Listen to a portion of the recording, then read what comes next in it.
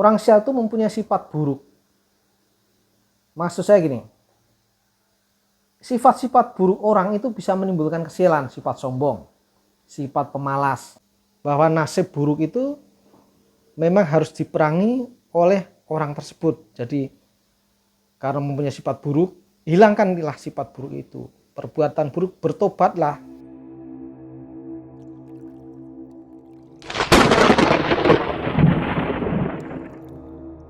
Semoga kesehatan, keselamatan, dan kebahagiaan selalu menyertai kita. Assalamualaikum warahmatullahi wabarakatuh.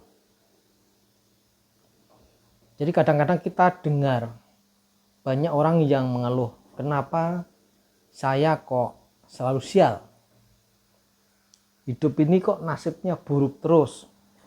Kok bencana banyak yang datang, begitu ya? Musibah kok selalu silih berganti mendatangi, menghampiri. Nah, begitu ada yang mengeluh gitu.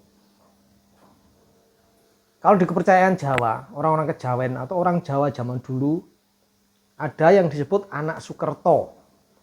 Anak Sukerto itu anak yang lahir yang sudah dipercaya membawa kesialan. Oleh karena itu harus diruat. Kalau tidak diruat, anak itu akan selalu membawa kesialan, baik bagi anak itu sendiri maupun bagi keluarganya, terutama orang tuanya. Anak Sukerto itu yang bagaimana? Anak Sukerto itu anak satu-satunya, baik itu laki-laki, anak satu laki-laki atau anak satu-satunya perempuan. Kemudian punya anak dua, laki-laki semua, atau punya anak dua perempuan semua. Jadi tadi disebut untang-anting, ini disebut sebagai uger lawang ya, atau kembang sepasang. Kalau kembang sepasang itu dua anak itu perempuan semua, uger lawang dua anak laki-laki semua. Kalau untang-anting anak satu-satunya baik perempuan maupun laki-laki. Nah, ada juga anak laki-laki di tengah dari anak perempuan. Jadi punya anak pertama perempuan, anak kedua laki-laki, anak ketiga perempuan lagi. Itu disebut sebagai pancuran keapit sendang. Bisa juga sendang keapit pancuran, atau punya anak tiga, perempuannya di tengah. Nah, seperti itu. Dan banyak lagi, termasuk Pendowo Pendawi ya. Pendowo itu anak laki-laki 5 semuanya laki-laki, atau punya anak 5 itu perempuan semua, Pendawi. Nah, gitu ya.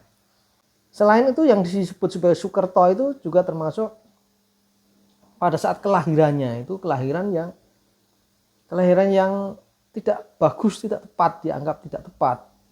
Itu seperti julung sungsang, julung pujut, julung caplok. Nah, itu banyak ya. Julung sungsang itu anak yang lahir pada saat tengah hari ya. Kemudian juga tidak boleh anak lahir itu pada saat terbenamnya sinar matahari ya, atau pas keluarnya sinar matahari. Nah, gitu ya. Julung pujut, julung caplok ya, seperti itu. Itu adalah kepercayaan Jawa. Jadi untuk kepercayaan Jawa ini, untuk menghilangkan Sukerto, menghilangkan nasib sial, itu diruat. Bahkan dulu ada orang yang profesinya itu meruat, dalang ruatan ya, dalang yang khusus meruat anak-anak Sukerto ini. Kenapa dia sebut anak Sukerto, anak membawa sial? Karena di dalam pewayangan itu dianggap anak Sukerto itu yang boleh dimakan oleh Bathara Kala. Jadi Bathara Kala itu sifat raksasa, dewa raksasa yang boleh makan orang dengan ciri-ciri khusus seperti itu, anak-anak Sukerto tadi itu. Makanya harus diruat. Dengan diruat, Bathara Kala itu kalau datang itu nggak melihat anak Sukerto, itu nggak akan kelihatan oleh Bathara Kala, makanya nasibnya jadi baik ya. Ruatan itu menghalangi pandangan Bathara Kala. Nah, gitu tuh kepercayaan. Nah, kalau dinalar secara ilmiah ya, kenapa orang itu nasibnya buruk ya. Nah, ini ilmiah plus religius ya. Ilmiah religius. Jadi begini, jadi orang yang nasibnya jelek terus, sial, itu pertama karena sifat buruknya, dia mempunyai sifat buruk, kedoliman atau perbuatan buruk ketika mempunyai pikiran buruk atau suudon atau berprasangka buruk. Nah, gitu ya. Sifat buruk ya. Orang sial itu mempunyai sifat buruk. Maksud saya gini, sifat-sifat buruk orang itu bisa menimbulkan kesialan, sifat sombong, sifat pemalas, dia tidak rendah hati atau tinggi hati, kemudian pembohong. Nah itu ya beberapa sifat buruk yang itu bisa menimbulkan nasib buruk. Jadi ada, kalau bos mau mengangkat pimpinan dari mengambil beberapa orang, ternyata dari beberapa orang anak buahnya itu ada yang dia nggak suka sifatnya karena ada sifat malasnya atau sifat sombongnya atau sifat tidak jujur. Nah itu sifat buruk yang menimbulkan nasib buruk. Nasib buruk itu ya tidak mesti harus kecelakaan, kemudian kecopetan. Ya, nasib buruk itu sebetulnya ada peluang menjadi sesuatu yang meningkatkan derajatnya, tapi ternyata tidak bisa karena sifatnya orang itu. Jadi pertama, nasib buruk itu karena sifat buruk dari orang tersebut. Kemudian kedua, perbuatan buruk ya, perbuatan buruk atau kedoliman. Jadi kalau orang itu pernah berbuat dolim itu ya banyak, dengan kata-katanya menyakitin orang, menghina orang.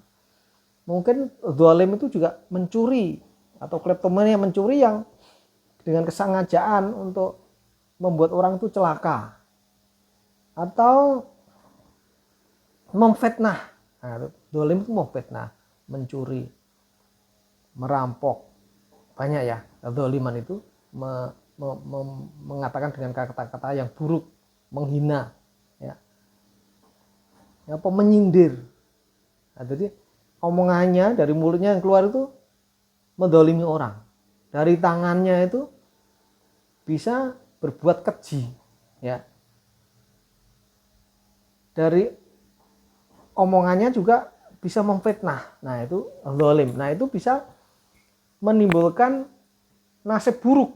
Jadi alam itu dia akan bekerja mencatat perbuatan buruk orang itu. Jadi alam itu tidak akan diam saja, pasti dia akan mencatat dan akan menilai seseorang itu bersifat buruk. Oleh karena itu karma buruk itu akan kembali kepada yang membikin. Artinya siapa yang menuai, siapa yang menanam dia akan menuai.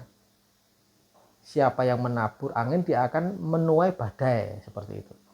Nah kemudian prasangka buruk itu akan menimbulkan nasib buruk bagi orang yang berprasangka buruk, atau pikiran buruk itu akan menimbulkan nasib buruk pada yang berpikiran buruk.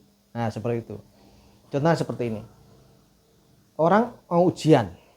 Nah prasangka buruk pada Tuhan, wah jangan-jangan takdir saya itu memang tidak lulus, nasib saya itu memang tidak baik. Jadi saya ujian mencari kerja ini, atau tes PNS ini umpamanya, tes swasta ini, tes BUMN ini, kayaknya takdir saya nggak keterima. Nah itu berprasangka buruk.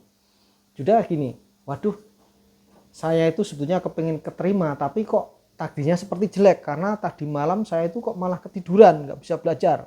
Nah itu juga prasangka buruk. Mestinya tetap harus optimis, walaupun saya tidak belajar, tapi hari-hari sebelumnya kan sudah banyak membaca, dan saya tinggal mengingat-ingat.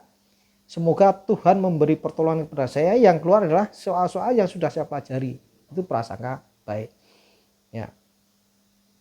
Pikiran yang jelek. Jadi orang baru berdagang, pikiran jelek, waduh kok sini banyak premannya ya. Nah, waduh sini kok dagangan saya sepertinya tidak tepat, tidak digemari orang sini ya. Nah, belum bekerja, belum melaksanakan apa yang direncanakan, pikirannya sudah jelek, perasaannya pada Tuhan sudah jelek, sudah buruk. Jadi akhirnya benar, alam akan mencatat pikiran orang itu. Respon yang diberikan alam adalah sesuai dengan pikirannya. Kalau orang berpikiran jelek, kemudian setelah berdagang tadi itu dia mau berdagang, sudah ogah-ogahan, sudah tidak menampilkan yang terbaik, sudah tidak tersenyum, sudah ya tidak optimis. Akhirnya yang mau beli, yang datang juga melihat orang tuh tidak bersemangat, tidak senyum, ya akhirnya tidak jadi beli, tidak jadi nanya barangnya dagangannya disajikan itu. Kenapa seseorang itu bernasib buruk? Pertama adalah karena dia mempunyai sifat-sifat buruk, suka berbohong, suka malas, tinggi hati, sombong, suka merendahkan orang lain dan segala macam. Kemudian kedua adalah orang bernasib buruk itu karena pernah melakukan perbuatan buruk, zalim, dengan dari mulutnya keluar kata-kata kasar, memfitnah, membuli, merendahkan orang. Dari tangannya itu pernah melakukan perbuatan tidak baik, mencuri, merampok, memukul orang, berkelahi, seperti itu banyak lagi dari tangannya. Kemudian orang yang bernasib buruk itu karena berprasangka buruk terhadap manusia yang lain dan terhadap Tuhan, bahwa nasib buruk itu memang harus diperangi oleh orang tersebut. Jadi karena mempunyai sifat buruk, hilangkanlah sifat buruk itu. Perbuatan buruk, bertobatlah. Dari sekarang berbuatlah baik, beramal soleh. Kemudian yang ketiga, berpikiran baik, positive thinking, membawa keceriaan kepada semua orang, bahwa Tuhan pasti akan mengabulkan usaha dan doa seseorang. Begitu pendapat saya. Yang berbeda pendapat tolong ditulis di kolom komentar. Saya ucapkan terima kasih dan semoga keselamatan dan kesehatan, kebahagiaan selalu menyertai kita dan kebaikan selalu mendatangi kita. Wassalamualaikum warahmatullahi wabarakatuh.